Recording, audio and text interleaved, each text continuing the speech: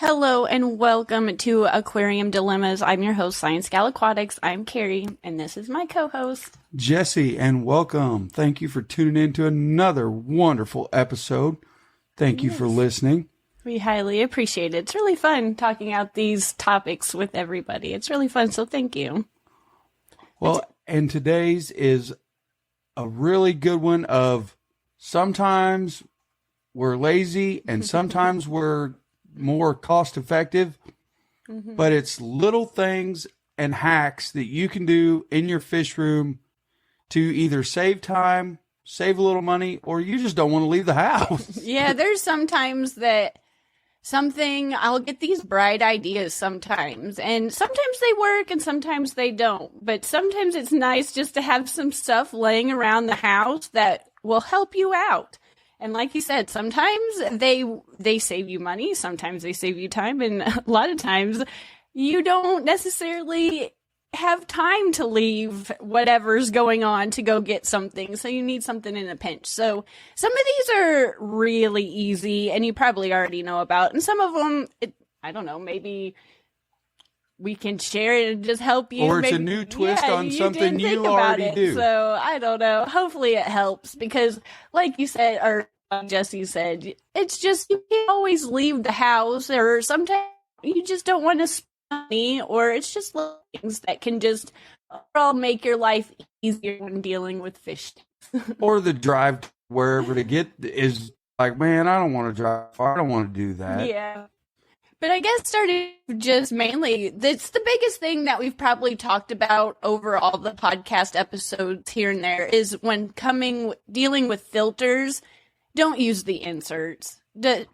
I don't throw them away because having activated carbon around the fish room, sometimes with a cloudy tank, I'll let it sit in there for a day and kind of help absorb that stuff. But overall, don't just go to the store and buy those inserts. There's ways to modify most, in this case, hang on the back filters. But even filters you can just completely make yourself. There's things you can do that makes your life lighter that doesn't involve buying inserts.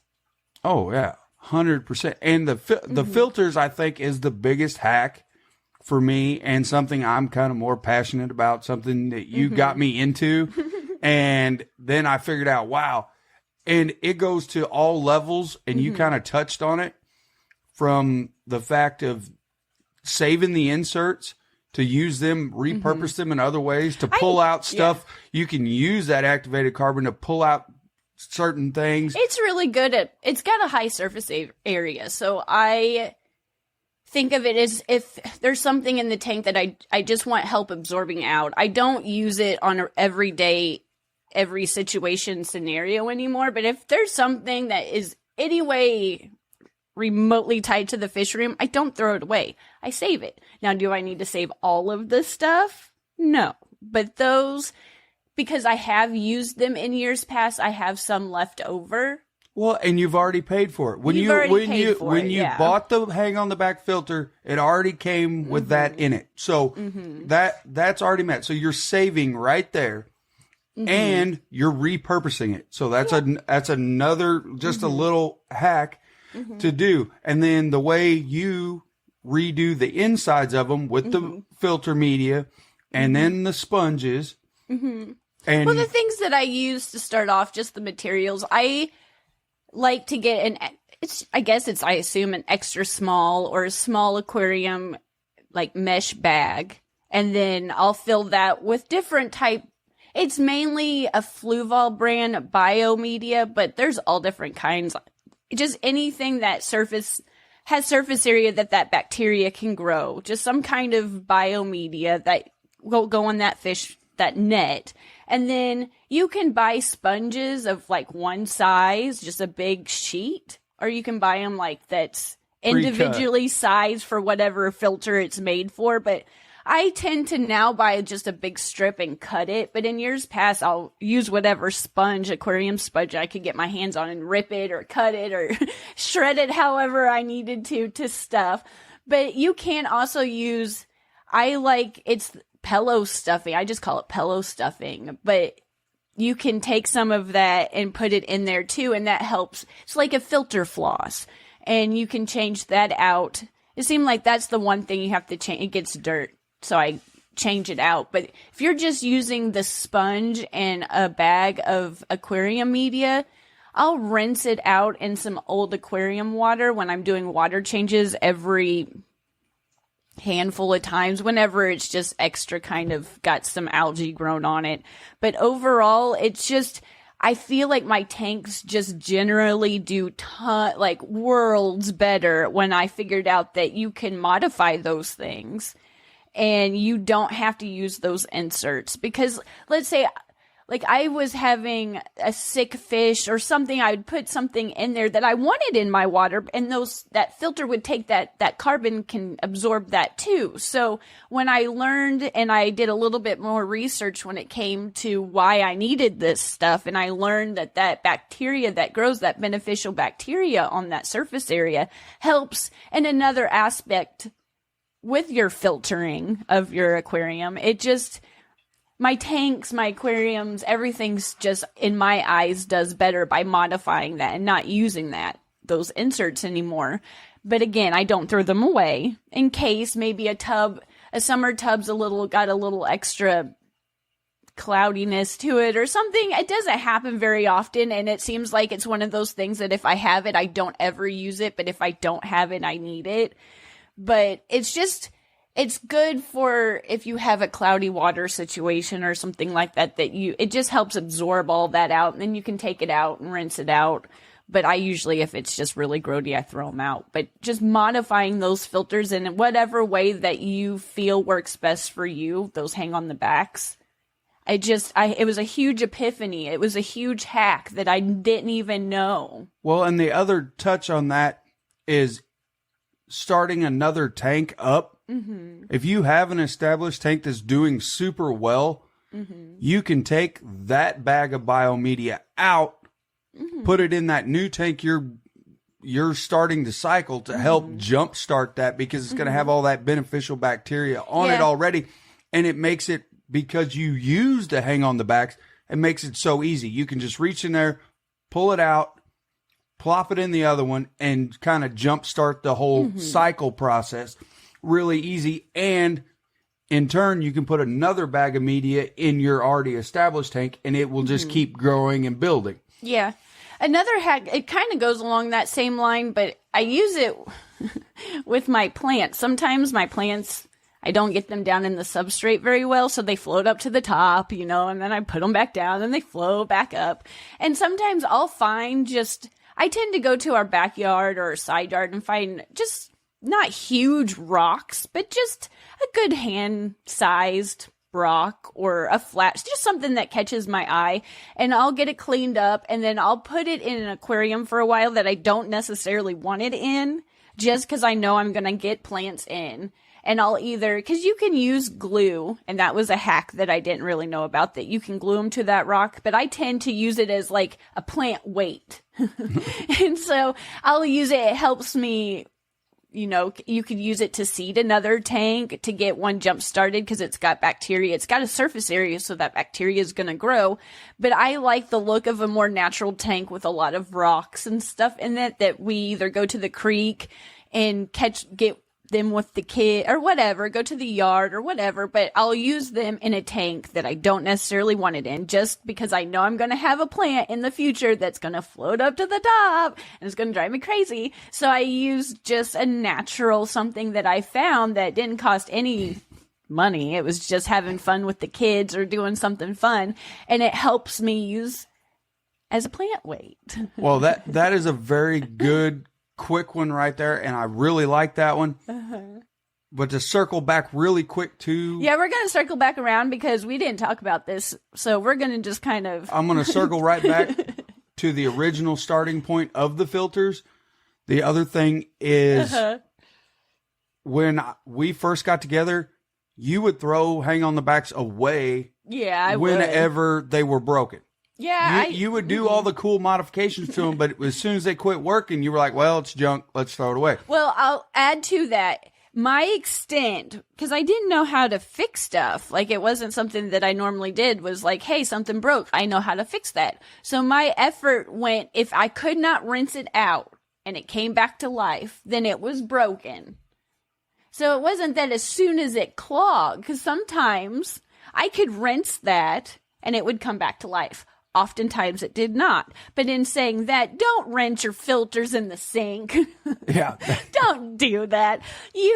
Do a water change, use the old water, give it, good rinse out in that, but don't take it upstairs and you just don't do that. That chlorine water doesn't help your beneficial bacteria in any sort of way. But going back to what you were saying. If you have to do a full tear down of one, which I have done a video on, you can check it out on ScienceGal Aquatics at YouTube. You can 100% do that. Of taking apart, hang on the backs. They're all generally about the same. I did a Tetra, the brand that she's been using forever. But they're super easy to take apart, super easy to work on. There's nothing really to them, and it's a great, easy video. If you've never thought about trying it, I encourage you to check it out, try it, instead of spending that money just to get another one. I'll say 95% of the time, I can resurrect them, and some of them have been like really, really bad. There's not too often that you can't bring them back to life. But that was one thing that was costing me. It's not that they go out all the time. It's just that they would occasionally get clogged. Well, and they get dirty. Depending on your water quality and what's in your water, they get dirty. Our problem is they get calcium buildup. And that's what a lot of the time, when I couldn't get the clog out, he'd have to take it apart. He takes it apart and gets it all going. But I did not know that. So that was a big hack. That was like, wow, I didn't know you could do that. But yeah, you can 100%. In this case, is the hang on the back is the one that you can just surprisingly modify. And no matter the brand, some are a little bit easier than others, but generally wherever that insert goes, there's a good, nice little pocket that you can put all kinds of stuff in there. And it saves you money.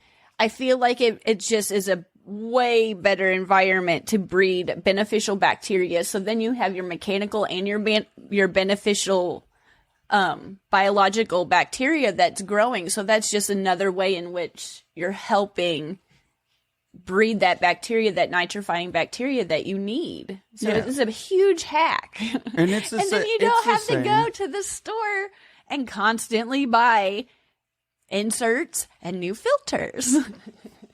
It's the same with the canisters. It's just we haven't done as much with those. You can change certain things out, and there's a lot. The parts inside are the same. It's just a sealed unit. Yeah.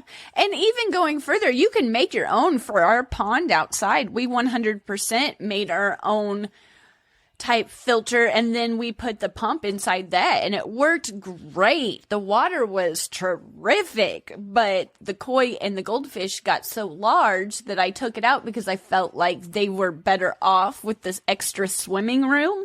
But ever since we took that out, and green water is not bad. You're going to have, it's going to be hard not to have some kind of green water in an outside koi pond, but the water clarity was more clear with that. So you can modify filters. You can build them yourself. You don't have to necessarily go to the store and buy a $300 filter or a $50 filter or anything like that. You don't have to. And does my bright ideas always work? No. But that's kind of the fun of learning, is you got to fail a few times before you get it right. And then you're really proud when you're like, that worked and worked great. So it's just kind of, that's the fun with topic. Yeah, that's the fun with hacks though. On the filter topic, even sometimes with certain tanks, we do 2 filters. We'll do 2 hang on the back. So you'll do a hang on the back on one side and some sort of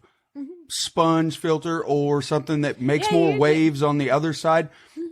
Still lots of filtration going on there, but it's kind of a mix and match process to see what the fish like and what is more suited for the fish. Because some of them like high flow, some of them don't.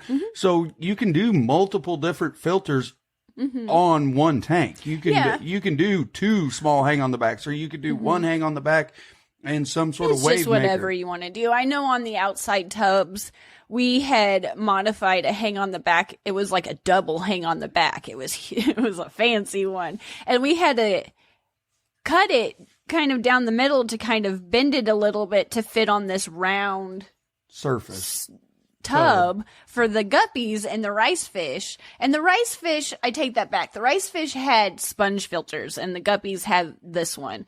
And it worked great, but it worked too well, and it was like a tornado in the tub. So even though that modification worked great and it worked really well, it just wasn't a best fit on that particular tub. And the rice fish, the problem we had was, even with the sponge filter, it was too much. So I just used, it was like a little clamp for papers, just to where it clamped down. And there's valves that you can get too that work really well. But at the time, I didn't have them. So I just kind of clamped that air tube down. So it's still working, but it decreased that that air pressure just enough to where they weren't swimming. Because rice fish, they did really well outside when they had just a little bit, just a little tiny bit. So it just depends on the fish, the container, the aquarium size, like all of it goes into it. But the fun about doing these and coming up with different hacks in the moment is sometimes they work and sometimes they don't. Sometimes you got to try again.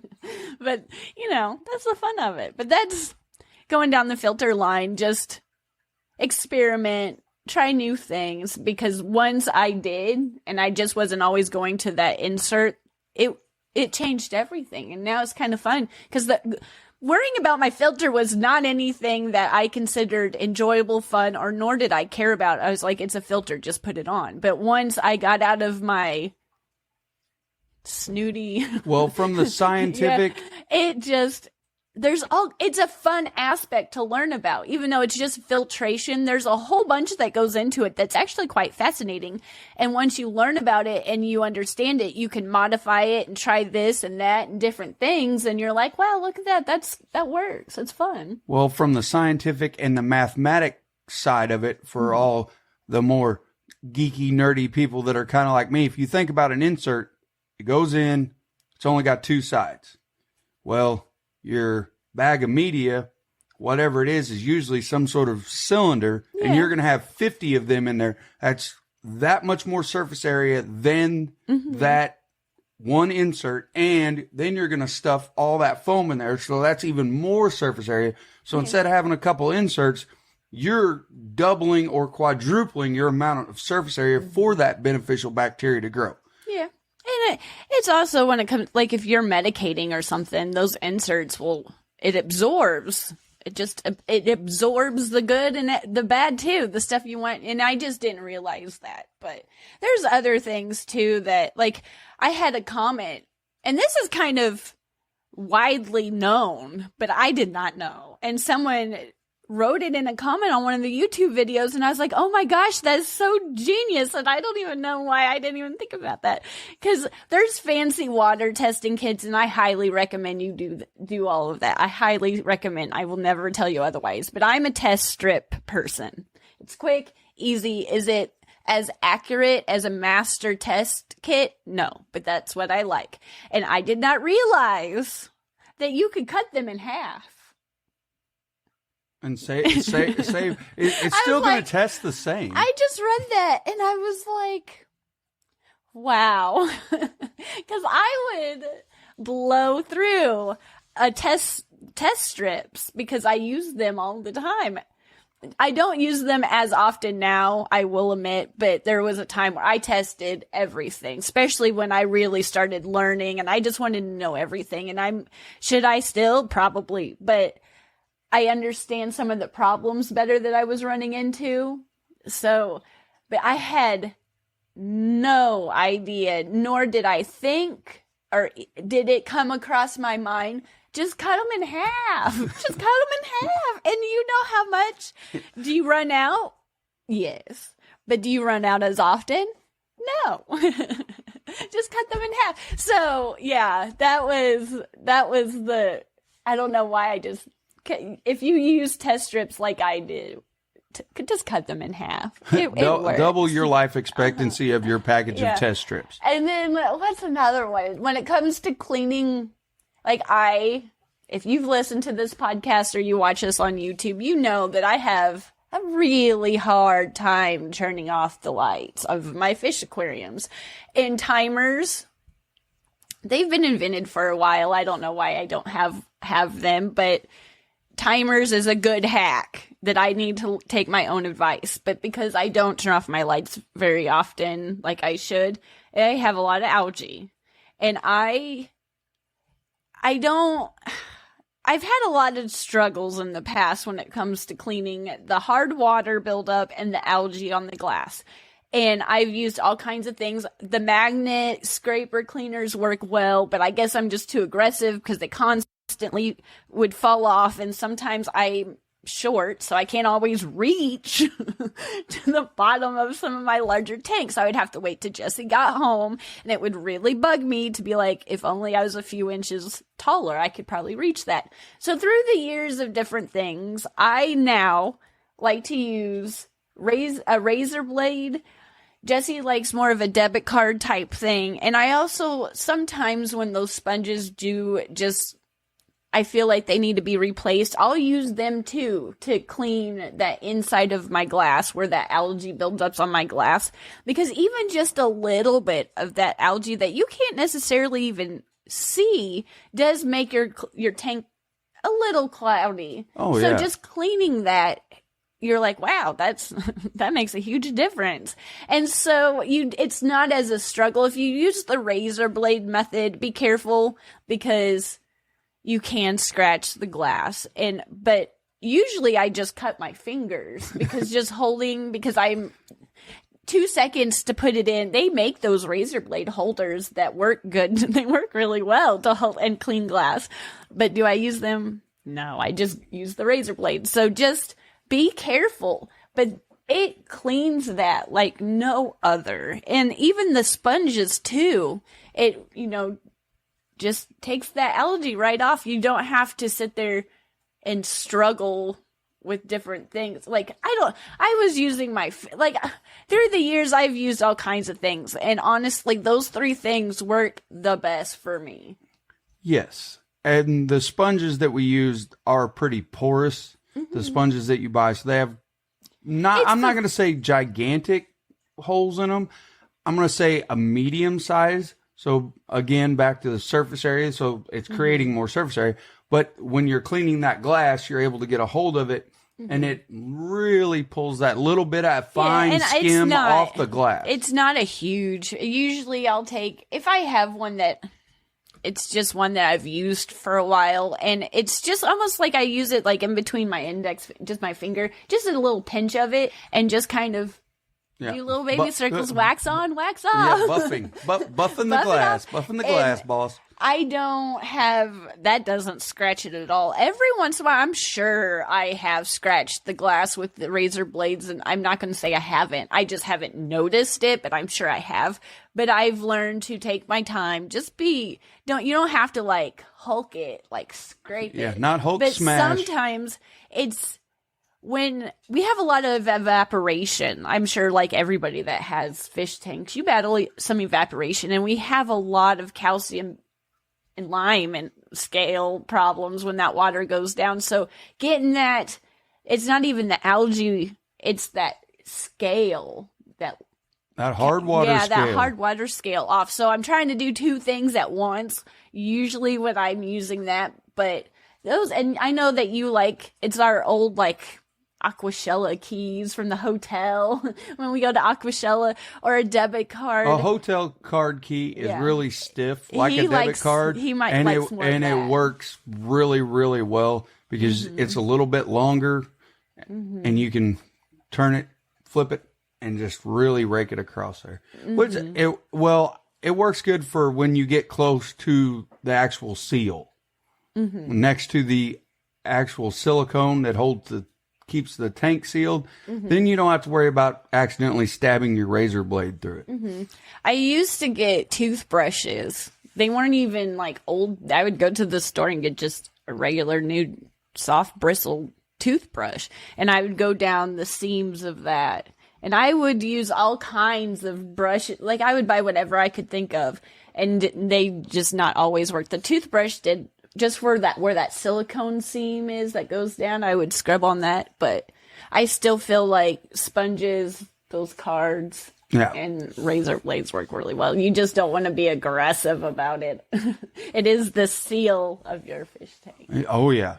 And going with your plant theme that you were just on a little bit with the glue and the rocks, and then the other one for that I use outside is fishing line, especially for our outside, like lilies and stuff that like to float up, because now we've had established outside lilies. They're getting massive. We're moving them around a little bit, and to get them to go back down and to stay together is a challenge. Yeah, I usually bounce between, even in the fish room, I bounce between a fishing, like the fishing line, my rock method, just stacking some rocks. And I didn't realize that you could use glue it's the waterproof glue.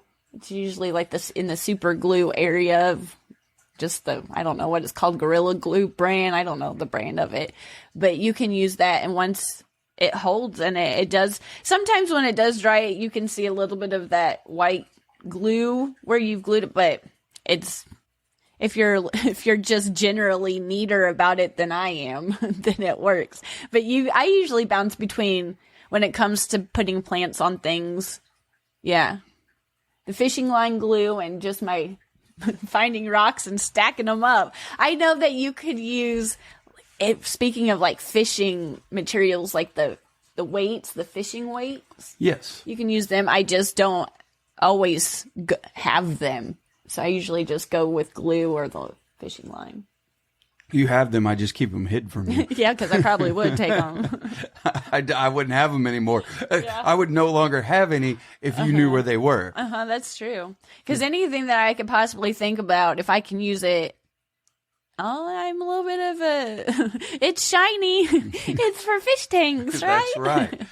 Well, and with that, the plants and the hard water, kind of going into that hack as well, is the stuff that you can get, and you touched on it with the rocks, the stuff you can get outside. I mean, here where we live, there's certain botanicals and stuff we can just get outside. Yeah.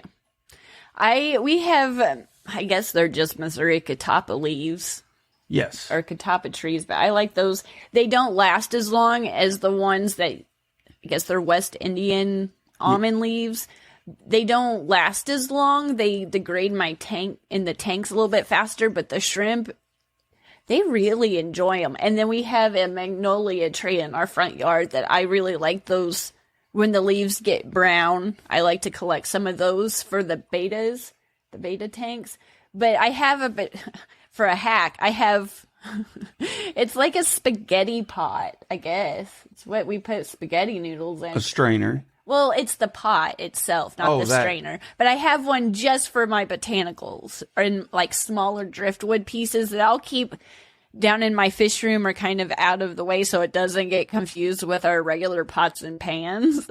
But I have just a large pot that you can boil things in that's just for the fish room. And if you have some botanicals that you can use, because I highly recommend tannins. I didn't know anything about how beneficial tannins were. Not everybody likes the look of that brown color, but if you just lightly put a few in here and there and you boil them first, you don't get that strong tannin. Yeah. But I like to collect them, boil them, and then it's just a long board, and I'll press them. So and then I let them just sit out of the way for a few months, and then they're pressed and they're super flat. And I really enjoy. It takes a while. You have to kind of keep it on a rotation because they do need to sit out of the way. But just having that bag of botanicals just from the front yard I really find beneficial. And I didn't know that you can do that. I don't know the ins and outs if all the leaves, I'm sure there's some out there that's not good. And those are just the 2 that I stick to.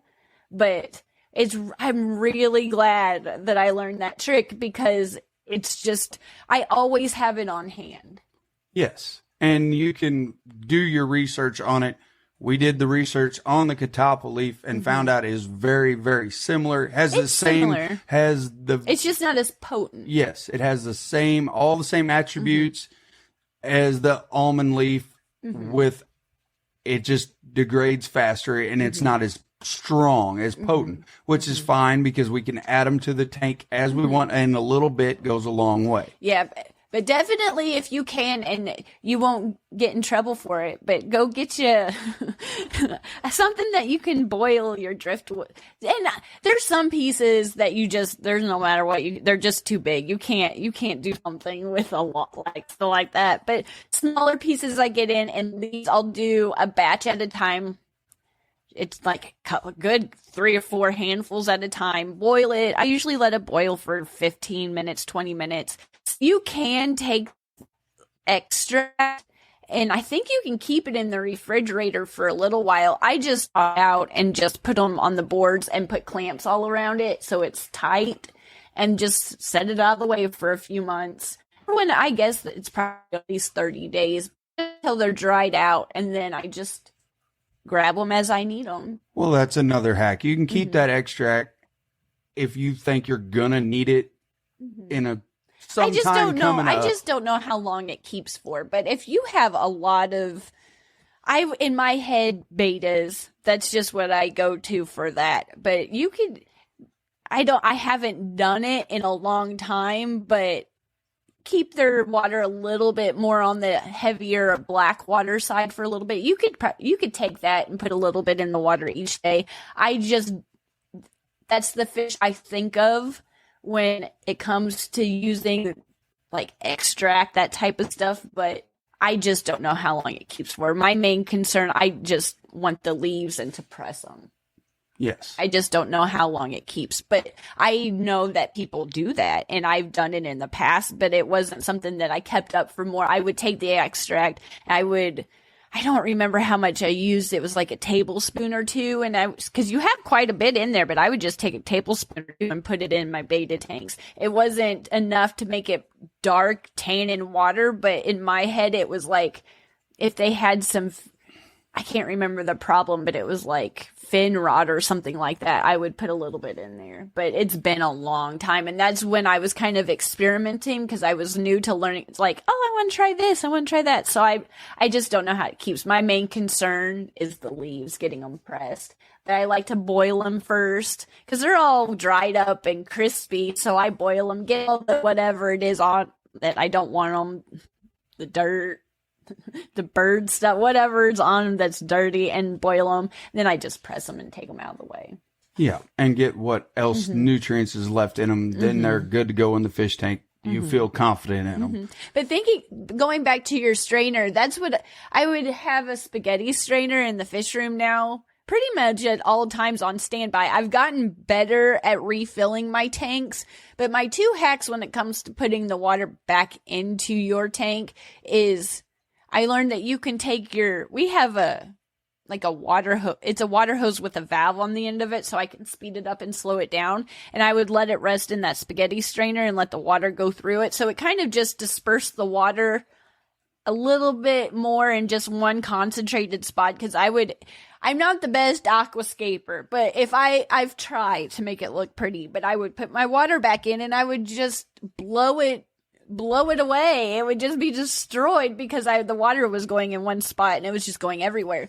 So kind of letting it go through that spaghetti strainer or whatever strainer you have, it worked because I wouldn't destroy what little bit of aquascapes I it slowed the water down and kind of diffused it. It pushed the water in multiple directions instead of one direction. But my other way I do it is I I don't open it on full blast I take my time, but I get it close to one of the panels of the glass and I use a clamp. Not all clamps are the same. Some clamps are really good.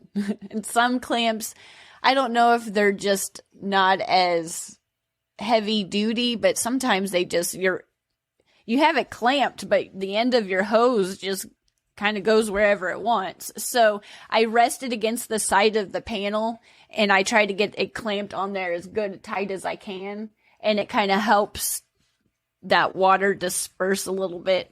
Well, you're using the glass to deflect the water. Yeah, so it's bouncing in more than one direction. But I used to just hold it.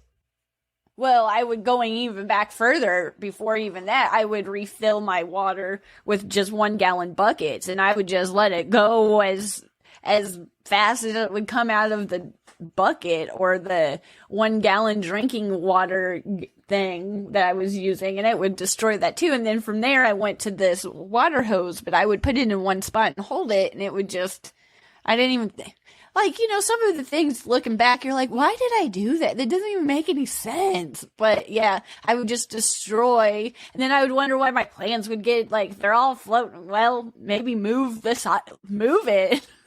But putting it up and using clamps. I don't know why that too took so long to realize. And again, not all clamps. Some just break too. So investing, you almost just need one. But investing in a really good clamp to clamp that hose to the rim of your tank, putting water back in it, and putting it in that glass down if at all possible, so you don't destroy your aquascapes. Again, mine are nothing. I mean, nothing pretty, but I'm still proud of them, even though they're not beautifully scaped. I don't want to destroy them. And that's two hacks that I've definitely learned that has kept my substrate in place a little bit better. To mine, I would add as much clay we use now for multiple different things. Yeah, I buy a variety pack so you have different sizes to choose from. Yeah, and there's always that 1-2 out of the bag.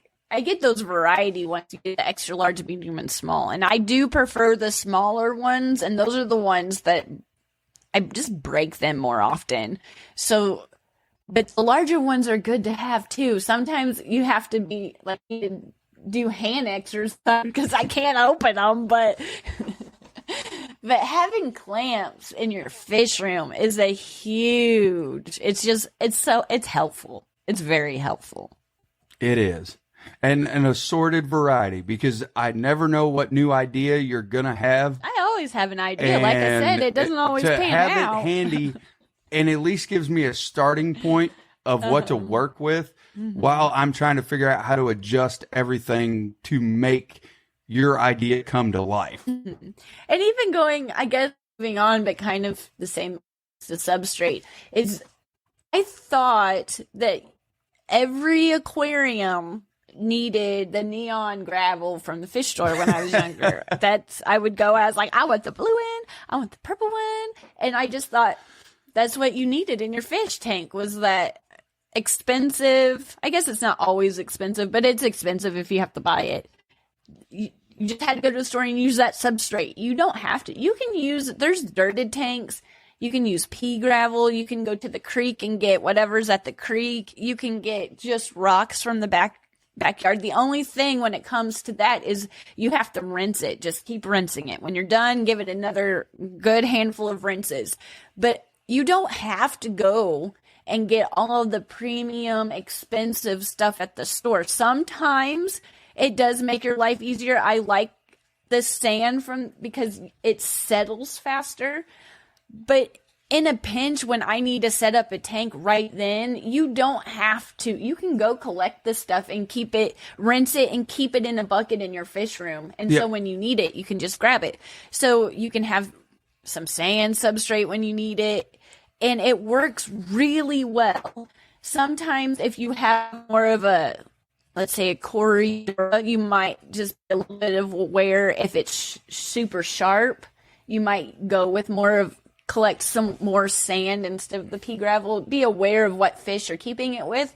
But there's all kinds of things that you find at the creek or the river or your backyard that's beautiful. And when it comes to like leaves too, that you can use as substrate, that it's just right there. Or if you're just wanting to be cost effective, you can go to your local hardware store, your Lowe's, your Home Depot, whatever your local hardware store is, Ace is the place, whatever, and you can get the bags of gravel. You can get 25, 50-pound bags. But again, back to your very valid point, just know you're going to have to rinse it, and you're going to have to rinse it again and again. Yeah. Rinse it. Like my favorite sand is probably paver sand or pool filter sand, but you still have to rinse it. Yeah, rinse it. But I can get 50 pounds of it for half the price. I can get one little bag of sand from the fish store. It's just going to take me a little more time. But once I have it rinsed, like you said, I can set it in your fish room for you, leave it there, and when you need it, or you need to add more sand to a tank, or you're setting up a new tank, it's already ready to go. So there you go. Yeah. Another thing for like on a smaller tank, it's just coming to my mind.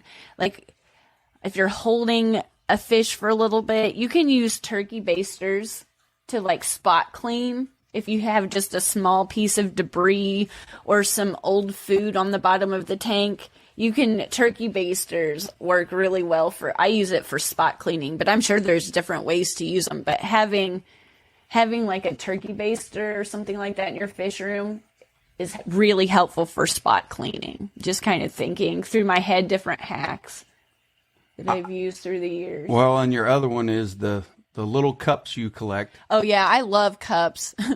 I will have to say, one of our friends, his channel's Joe Shrimp Shack on YouTube. He gave me I don't necessarily know if it's fancy, but in my head, it's the fanciest thing when it comes to fish nets. It's like goes in and out so you can make it small or long. Yeah, a little shrimp net. Yeah, oh my gosh, it's so nice to collect small fish with, or shrimp. But I have an affinity or a love for like small little measuring cups, like shot glasses, the little cups that come on the end of laundry detergent. I don't use them for detergent. I'll snatch them before I do the laundry, so I can snatch it up before it even gets used. But for catching smaller fish, letting them kind of float, acclimate, moving, I love having just little cups for measuring my water conditioner, the little measuring cups on the medicines for the kids. Work great because now they're old enough. Well, and everybody's got those. If you have kids, or you just have a lot of medicine around, you probably got a million of those little bitty cups that come on the top of Dayquil and NyQuil. That kind of goes with the turkey baster too. Like things in your kitchen, the kitchen and the paint store. The paint store has really cool buckets. Yes. And the kitchen store has really cool gadgets. So if you don't have a fish store that has like all these little like helpful like tools, because our fish store has fish and they have stock, but they don't have a lot of dry goods like or gadget equipment type stuff. So paint stores, just thinking about that, hardware, paint store, and kitchen stores are fish keepers like must. Yes, things can be repurposed very easily. Definitely, especially, I don't even know where I got them. I'm trying to think what they come in. I know what they come in. The OxyClean. This little scoop. It's a little scoop with a tiny little handle. Yep. It's that's where I get them from for scooping up little fry. I wait for them to come up to the surface and I just barely dip them and it works. I just find it works so well. But I rinse it. I get everything cleaned up if it's in it. And I usually use one until it just gives out. This one I've had it for years. But I just love little scoops. Well, and it's something super simple, super easy. You already have it. It's free. You got it from something else you were already using. I'll get one, and it's my favorite, and I use it for everything. I get cleaned up and all fixed up every time I use it. But I really like those. Been trying to think, what else? What's another hack that you can think of? I think I've covered most of mine. The big one was the filters. Well, I will say, for you, this is one that you've told me, and I didn't really even think about it. When you get new fish in, they have that impossible dang freaking rubber band that it's always harder once your hands are wet or the fish bag gets wet. But I would always either cut the whole top off, or I would struggle to get that whole rubber band undone. And tell them what this is a mistake I have made. I started out doing the method of what she was doing because that's what I always did. I was learning from her, so I was cutting the top off. Then I don't have anything to hold on to, and I got this bag of water that is everywhere. And yes, I have accidentally dumped all the fish in the bucket. Well, it's because it's hard, because when you cut that whole top of that bag, and we learned that not to put the fish water. This was after, and to put the fish. So once you cut that whole top off, it's a huge opening. You're trying to hold your fish net with one hand, holding it on the bucket. You're trying to film, because you got to make a YouTube video. And then you've got this huge opening on the top of your fish bag because you just cut the whole thing off. So when you go to dump it through, of course, you're using the world's smallest fish net. So use one size larger fish net than what you think you need when it comes to new fish.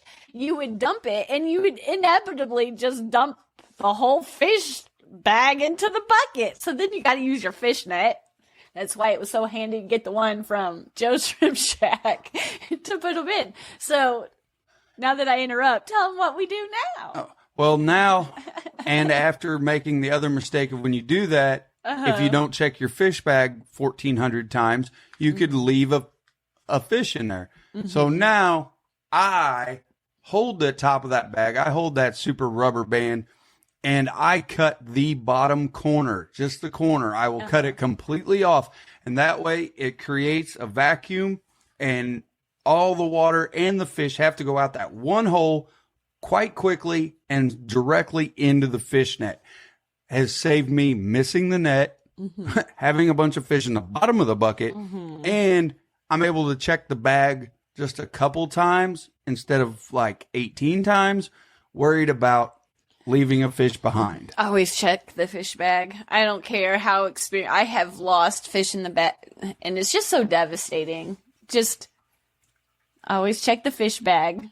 Use one size larger net that you think you do. And like you said, cut that bottom corner off. Yeah, when you cut that bottom corner, it is so easy. It is, you cut it right over the top of the net. You can just slice it, make you about a 2-inch slice, and the fish, everything, shoop, right out. Unless you got a monster fish, obviously it's going to be a bigger. Yeah, I mean, we generally have smaller fish that we it's smaller freshwater fish, but we do have that larger fish. But the hack for that silver arowana tank that we've learned so far is mainly just keep your fingers out of the way, because he's large enough now that he might eat your finger. Yeah, he'll try to take your arm off and watch. But I guess the only other thing I can really think of as a hack or a trick that I've learned when it comes to water changing is you can, in a pinch, if you run out of water conditioner or you run out of something and you can't go necessarily and go get it, you can just let that gas. I like to leave it overnight. And even with using water conditioners and stuff like that, I still prefer, I have a 55-gallon trash can that I just keep for my clean water. But you can allow that to gas off overnight. I think it's at least 15-20 minutes. You can let that I think it's chlorine. It's chlorine. My mind went blank. Just kind of gas off. Because that's all a water conditioner is a dechlorinator. And in any residential situation, unless you have a well and you have well water and you have no sort of chlorine, you don't have, I just lost it, some sort of water conditioner for yourself, you don't have any of that set up, hooked up, then you're just going to have the straight minerals from out of the ground. It's going to be well water. Whatever's in the ground is what is in the water. But if you're in a residential situation and you're on city water, which most people are now, then there's always chlorine present in that water. And the chlorine's there to keep the bacteria out. And you want bacteria to grow. So, like you said, you can fill up your water bucket and let it set overnight, typically about 24 hours, depending on the volume of water, and all that chlorine will just gas off. I still like I like Prime, and there's a few other ones that I use that I like, that I've recently tried, but I'll let that, when I know I'm going to do a water change, I'll go ahead and get that filled up. Just let that do its thing. I drain my tanks, and then if I have to, if like we're going out of town, I'll refill them. But generally, I'll just fill that up and just let it, just wait as long as I can. That's just how I like to do it. But in a pinch, if you run out of something, or maybe you just prefer it, but you just let that sit. You don't have to use it immediately. Yeah, no, you do not have to use it immediately. A dechlorinator is just there to speed up the process, and it still even says on the bottle that you need to wait, not use it immediately. Well, reading directions is not my forte.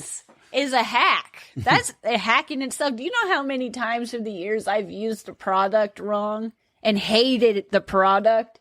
And it was simply because I didn't read the directions. And once I learned how to read and use it correctly, I was like, man, this is pretty good. Yeah. And that's not just with hairs or with fish stuff. It's with my, because I do hair for my day job. And it was just like, gosh, this is just a general advice. Read the directions. And typically it's the man that doesn't read directions or ask for directions. I'm really impatient, and that I think was what's gotten me in some of the most stickiest situations with my aquariums through the years. And that's probably what I'll just leave with this hack, trick, advice, however you want to take it. But patience, for those who don't have it like me, if you can just it doesn't have to be done right then. It doesn't have to be done like 15 minutes ago. Sometimes needed to be done yesterday. I've created some of the biggest headaches because I was impatient. I didn't do something because I just didn't take the time. I didn't research. I was just trying to do what I thought was best, which was not best. So when it comes to aquariums, find a group of people, whether it's online or it's joining my fish club was a really good thing. That I didn't even know fish clubs were a thing until I started listening to the live chats and stuff online on YouTube. That I was like, man, they have these. And I joined one, and I was like, wow, I've learned all kinds of things through just random chit chat conversations and just having some people that you can talk to, because the majority of the time I was running into most of the headaches, it was just me. I couldn't Google it as easy. And I just was in my head, this is right. I'm going to do it. I was doing all kinds of things wrong, and I was impatient. I had my hands in the tank way too much, creating a headache mess. So if you can just be patient, do your research, learn the rules so you can break them. Learn what rules you can bend and what rules you can break. There are That's the way I look at it. There's so many things that we haven't even come across, and there's people we haven't met yet that I'm sure is going to teach me something that's going to change my life, and I'm going to have another epiphany moment. But the more you learn, the more you realize you don't have to buy this. You don't have to do it this way. There's plenty of different ways to do it, and just be patient. Think it through. Don't put a red crawfish in with a largemouth bass. Sometimes the mistakes we make is because I didn't think it through properly. I was in a rush. I just thought it was a good idea. It was going to work, and it did not work. So sometimes just having patience and taking a step back, and while you're, letting your water gas off, like, do you really think this is going to work? Reevaluate the situation. Give yourself a second, to reach out to your aquarium club or a friend that keeps fish tanks too. Just don't keep your hobby just to yourself. One of the best hacks I did for myself was share things online, share things with a fish club, have you come into my life and help you, learn the hobby, and having someone to bounce off an idea. Ask questions, make mistakes. Yeah, and, again, even when we did, I thought it was a good idea to put that red crawfish in with that red largemouth bat. Just having a person, that's a good idea, and making that mistake taught me a lot. So sometimes, even though it is a mistake and you want to have a hack or a trick or something to help you through it, sometimes you just gotta learn not to do that yourself. But having friends in the hobby and having people to talk to and reach out and be like, hey, I have this going on, is the best thing I did for my fish in my fish room. Was I have people around to learn new things. I'm not stuck in that box, and it's changed everything. And I think that's a huge hack. It is. Share your mistakes and your advice on YouTube and make friends, and it's the best thing ever. Well, sharing mistakes is what makes knowledge, and knowledge is what moves the hobby forward. Yeah, because I really, honestly, at the end of the day, if one person, I hear that so much, if I could just change, but it's true. If one person takes something from this podcast or our videos on YouTube, it's just, if I can share something to make your life better, that's the goal. And hopefully these hacks, tricks, tips, something in here helped you just to be like, hey, I want to try that. Yeah, that might. And even if it doesn't work, at least you tried it and you learned something new. Yep. And you might be able to do it differently, do it better. Yeah. Let us know so we can try too. But I hope you enjoyed this episode and took something from all of these tips, mistakes, and everything that we shared with you today. So thank you again for tuning in and listening. And if you have someone that's new to the hobby or a buddy that can learn something from this too, help share it out. It helps us in the show. So thank you so much. And until next time. Thank you so much. Thank you for tuning in. Enjoy. Enjoy. Bye.